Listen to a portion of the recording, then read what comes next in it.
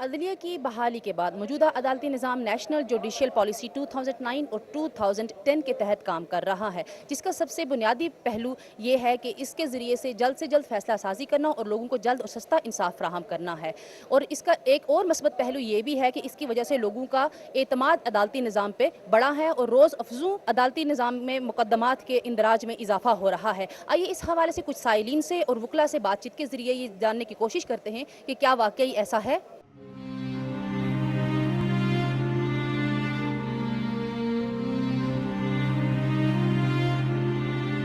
مقدمہ جی چل رہا 10 مہینے ہو گئے نے، میرے میاں سے کیس کیا نے، جھوٹا کیس کیا نے، بس طریقہ ہی دے رہے ہیں، طریقہ بھگت کے گھر چلے جانے۔ بس جب بھی آتے ہیں یہ طریق ملتی ہے جی، کہتے ہیں جی انتظار کرو، صبح سے لا کے شام تک بیٹھے رہتے ہیں، شام کو پھر کہتے ہیں یہ تمہاری طریقے چلے جاؤ۔ صاحب جی بہت لمبا 14-15 سال ہو گئے تھے قیدا کھانا، میرے کو سب ثبوت چاہے، زمین میری بیچنے لوگ ٹھیکیدار ہی پتہ، بٹواری نہیں پتہ، زمین کس نہیں ہے، پیسے نہیں مارے کو میں دیا۔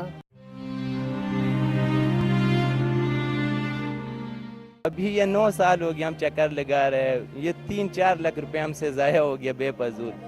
29 تاریخ ملی ہوئی ہے، ابھی سپریم کورٹ میں انشاءاللہ فیصلہ ہونے والا ہے۔ جوڈیشل پالیسی آئی ہے افتخار محمد چودھری صاحب کے بحال ہونے کی وجہ سے، اس کے ساتھ بہت بڑی تبدیلی آئی عدلیہ کے اندر۔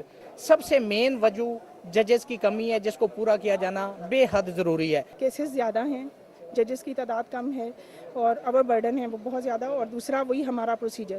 جوڈیشل پالیسی جو چیف صاحب نے بنائی ہے اس کے تحت لوگوں کو انصاف مل رہا ہے، کیسز کی پیروی بہت جلدی ہو رہی ہے، ججز اس پہ بہت ورک کر رہے ہیں، سول کیسز کی جو ریشو بہت زیادہ ہے اور سول ججز بہت زیادہ کم ہے۔ کم از کم 10 سول جج اور اگر نہیں آئیں گے اور 3 ایڈیشنل جج نہیں آئیں گے، اس وقت تک جانا یہاں رش آف ورک جانا وہ کم نہیں ہو سکتا۔ بات چیت کے بعد یہ مسئلہ سامنے آیا ہے کہ عدالتوں میں مقدمات کی تعداد بہت زیادہ ہے جبکہ ججز کی تعداد بہت کم ہے، جس کی وجہ سے لوگوں کو انصاف ملنے میں تاخیر کا سامنا کرنا پڑتا ہے۔